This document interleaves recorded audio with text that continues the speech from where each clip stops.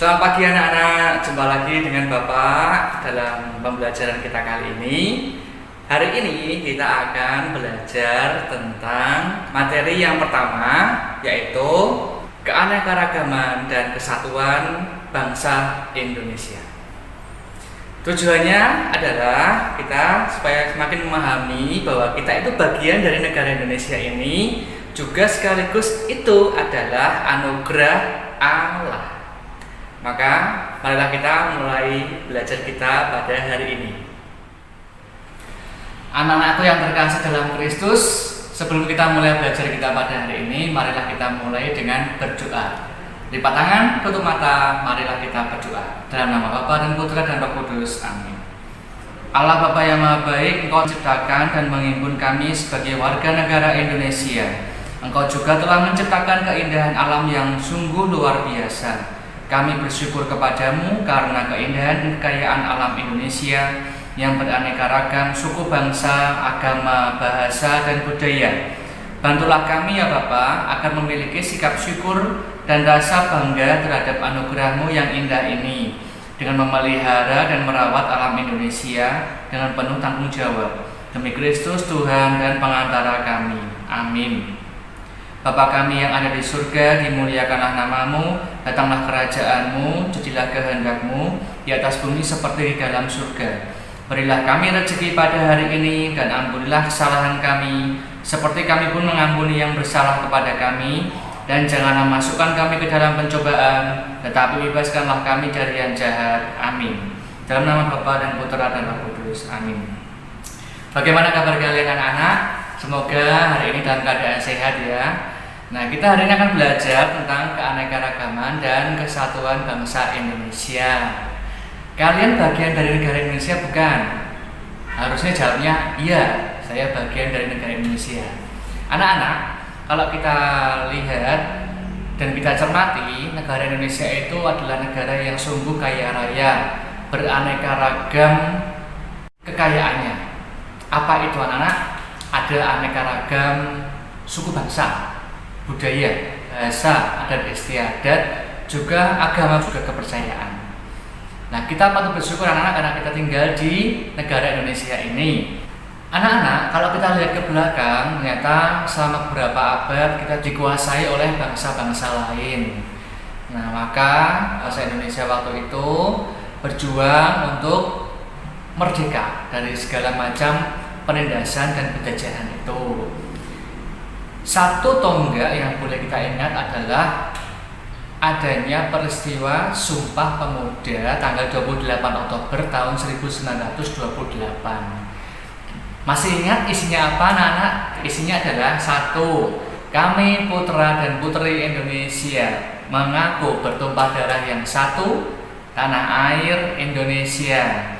2. Kami putra dan putri Indonesia mengaku berbangsa yang satu, bangsa Indonesia. 3. Kami putra dan putri Indonesia menjunjung bahasa persatuan, bahasa Indonesia.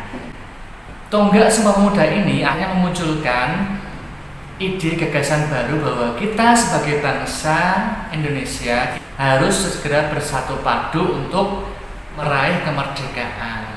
Akhirnya anak-anak pada tanggal 17 Agustus tahun 1945 negara kita bisa merdeka.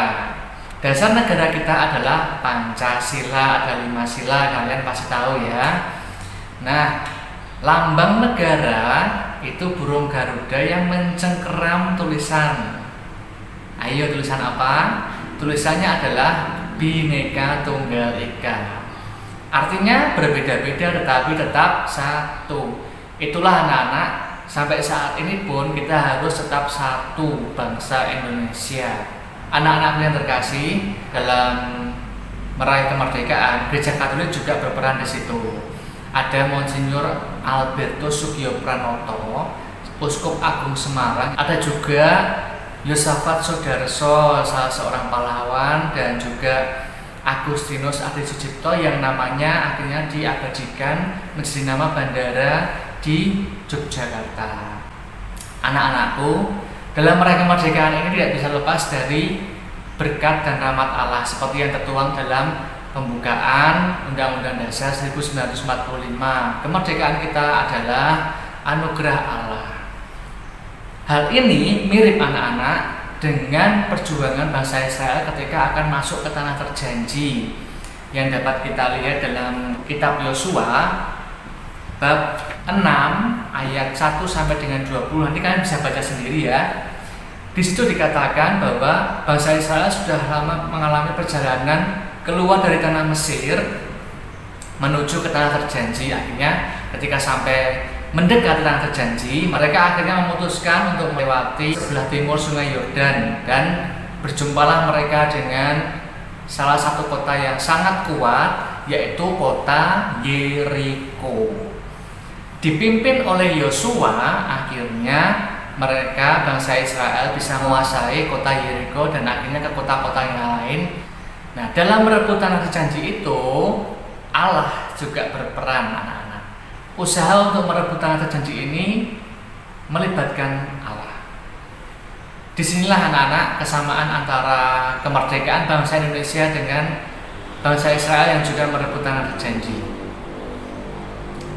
Maka satu poin penting yang boleh kita ambil dari pembelajaran kita kali ini bahwa kita harus melibatkan Tuhan dalam setiap aktivitas kita, anak-anak, dalam hal apapun, ketika perjalanan, ketika belajar, ketika makan, ketika beraktivitas di rumah, ketika bepergian dan sebagainya. Selalu awali dengan doa dan tutup dengan doa.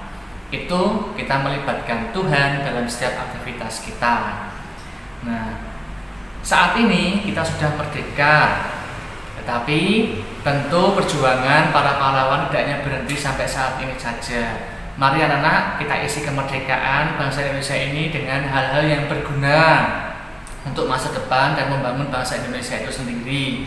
Misalnya apa? Kalau kalian berarti rajin-rajinlah belajar supaya nanti akhirnya lulus SMP, lanjut ke SMA, kuliah mungkin, atau lanjut bekerja dan berprestasi, ya. Baik anak-anak, kiranya pembelajaran kita pada hari ini cukup sekian. Mari kita tutup dengan doa penutup. Lipat tangan, tutup mata, mari kita berdoa. Dalam nama Bapa dan Putra dan Roh Kudus. Amin. Allah yang Maha Baik, terima kasih atas kemerdekaan Indonesia sampai saat ini. Bantulah kami supaya kami dapat mengisi kemerdekaan ini dengan rajin belajar, demi untuk tetap menjaga dan melestarikan keanekaragaman serta kekayaan alam Indonesia. Demi Kristus Tuhan kami. Amin. Salam Maria, penuh rahmat, Tuhan sertamu, terpujilah engkau di antara wanita, dan terpujilah buah tubuhmu Yesus. Santa Maria Bunda Allah, doakanlah kami yang berdosa ini sekarang dan waktu kami mati. Amin. Dalam nama Bapa dan Putra dan Roh Kudus. Amin. Sampai jumpa anak dalam pembelajaran kita minggu depan. Tetap jaga kesehatan, tetap semangat, dan berkah dalam.